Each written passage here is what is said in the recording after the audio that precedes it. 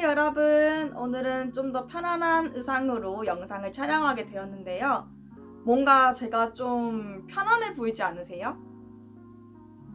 이번에 제가 한상심 2급을 땄거든요. 진짜 그동안의 고민과 진짜 불안과 여러 가지 것들이 다 좀 날아가고 해결이 되었던 그런 주였던 것 같아요.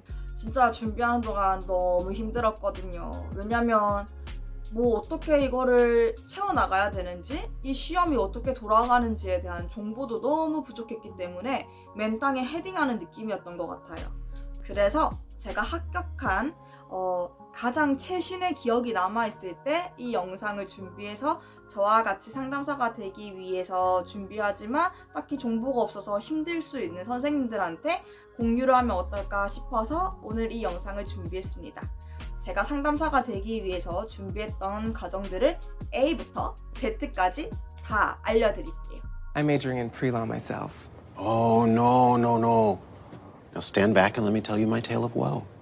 우선 저는 탁과생이었기 때문에 상담대학원에 진학을 해야 했고, 그래서 메일로 컨택을 하는 작업을 했었습니다. 그런데 그 메일에 답장을 해주는 교수님은 그렇게 많지 않더라고요. 그리고 답장도 좀 긍정적이지 않은 연락들이 많이 왔었어요. 그런데 뭐 포기할 수 있나요? 일단 못해도 고 하자는 생각으로 그냥 답장 오지 않은 대학원에 면접을 보러 가게 됩니다. 그리고 진짜 다행히도 합격을 하게 됐어요. 그러니까 여러분 컨택 메일 답장 없다고 실망하지 마시고 저처럼 한번 도전해보시는 것도 좋은 것 같아요. 그렇게 대학원에 진학해서 뭔가 좀 시작하려나 했는데 상담사가 되기 위해서 준비해야 하는 것들이 너무 많았어요. 일단은 한국상담학회, 한국상담심리학회 두 학회 중에 저는 어떤 걸 준비해야 할까에 대한 이제 고민을 시작했고, 저는 한국상담심리학회라는 자격증을 준비하게 됩니다. 그런데 그거를 이제 따려고 하면 수련수첩을 채워야 하는데 수련수첩이 쉽지 않았어요. 우선은 정보도 되게 막연했고, 그걸 어디서 어떻게 채워나가야 하는지, 비용은 얼마 정도 드는지, 시간은 또 그거에 관한 시험은 내가 어떻게 준비해야 하는지 너무 막연했기 때문에 더 불안하고 좀 안담했던 것 같아요. 일단 수련수첩 요강을 보면은 제가 이제 표를 띄워드릴 건데, 개인 상담을 진행하시고 10번 정도 슈퍼비전을 받아야 돼요. 슈퍼비전은 나보다 좀 더 상담을 잘하는 전문가 선생님한테 내가 어떻게 상담을 진행하고 있는지, 어떤 도움을 받으면 좋을지 확인 같은 거를 받고 이제 피드백을 받아서 응용을 할 수 있는 그런 기회들을 마련해 줍니다. 근데 이게 한 명당 8만 원에서 비싸면 12만 원, 더 비싸면 조금 더 추가될 수도 있는데 그걸 10번 한다고 생각해보세요. 진짜 최소 비용이 80만 원이죠? 그리고 심리검사 슈퍼비전도 10번이니까 최소 비용 80만 원, 160만 원? 그리고 상담 경험이 없는데 상담을 주겠습니까?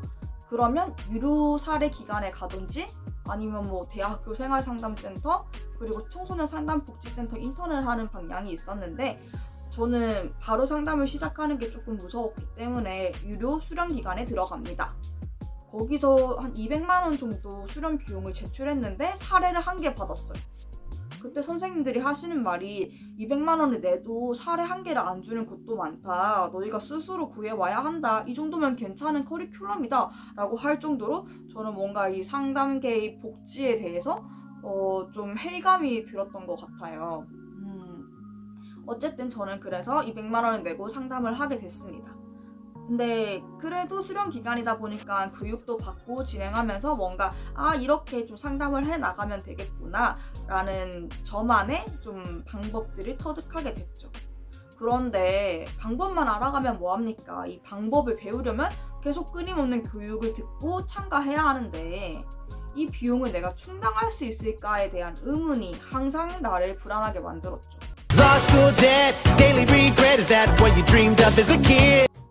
그래서 저는 대학원에 편의점 알바를 하기 시작합니다. 모닝 알바라서 아침에 일을 하고 끝내면은 수업을 들으러 갈 수 있거든요. 그리고 수업이 끝나면 남는 수업 없는 시간에 그 청소년 상담 복지센터라는 곳에서 무급으로 인턴을 하루 종일 하면서 상담을 진행했습니다. 그리고 주말에는 나레이터 알바를 해서 그게 좀 페이가 세기 때문에 그거를 좀 많이 했었던 것 같아요. 나레이터 알바를 하루 뛰면은 교육 들을 수 있는 강의비 10만 원 정도가 나오거든요.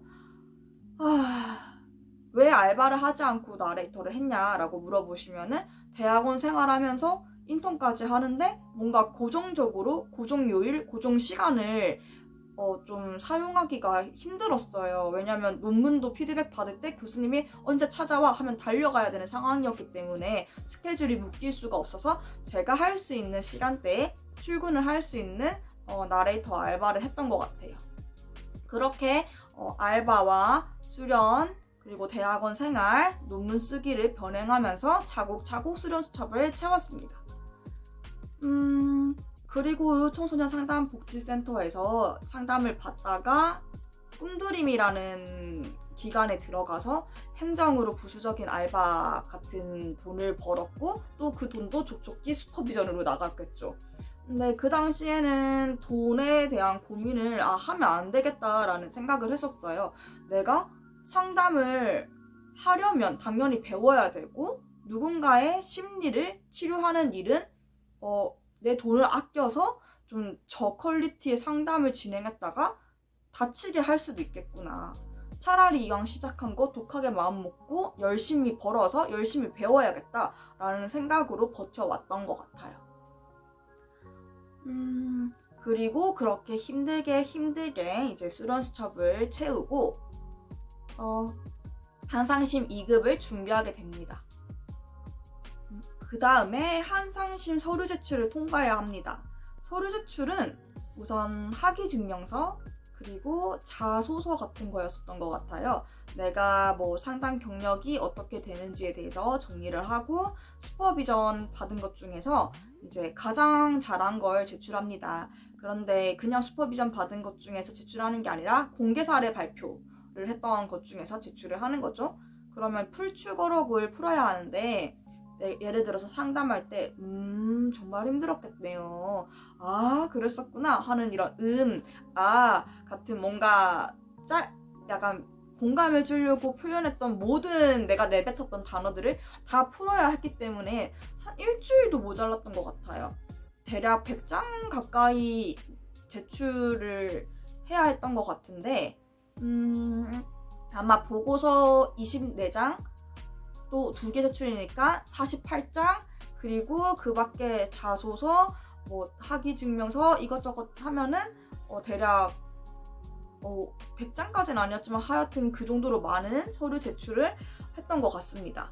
그리고 그 서류 제출을 받기 위해서 지금 내가 그동안 슈퍼비전 받았던 상담을 수련 받았던 기간에 도장을 받으러 다녀야 돼요. 근데 도장을 받기가 쉽지 않은 게 그 선생님의 스케줄과 나의 스케줄이 맞아야 되고 그리고 선생님들이 간혹 전화번호를 바꿔버리고 연락처를 알려주지 않은 채로 사라지기도 하시고 뭐 미국으로 떠나시기도 하시고 어쨌든 물거품처럼 사라지시는 경우도 있어요.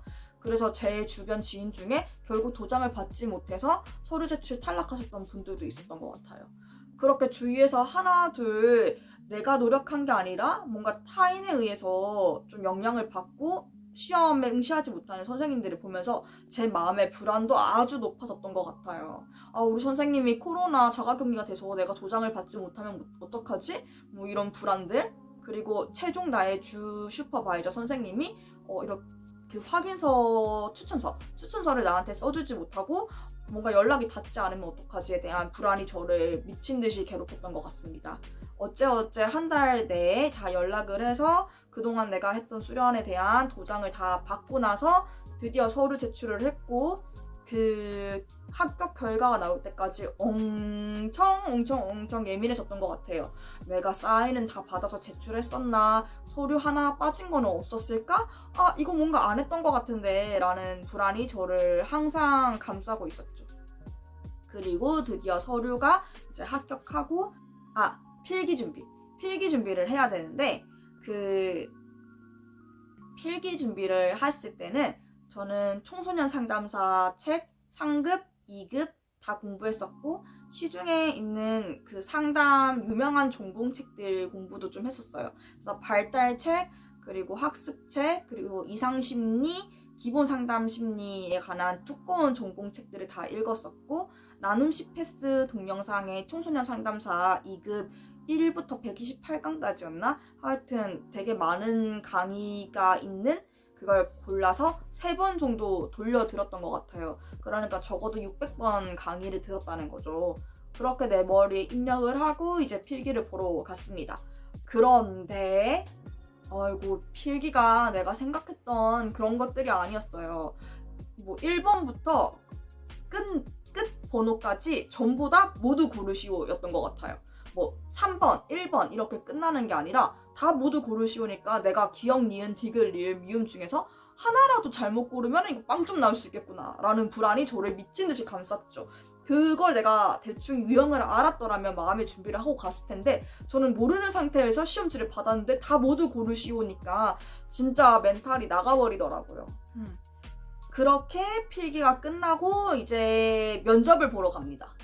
면접을 보러 가면 또 전 범위의 상담을 공부해야 돼요. 어디서 어떻게 랜덤으로 나올지 모른단 말이죠. 그러니까 필기보다 미쳐버리겠는 거예요. 필기는 꽈락이라도 있지 면접은 내가 대답 못하면 끝인 거 아닙니까? 그래서 전 더 이제 극심한 예민함과 불안에 시달리게 되었고 이제 사람들한테 통해서 면접 예상 질문들을 하나하나 모으기 시작합니다. Inherently crappy. That's why you've never met a lawyer who's happy.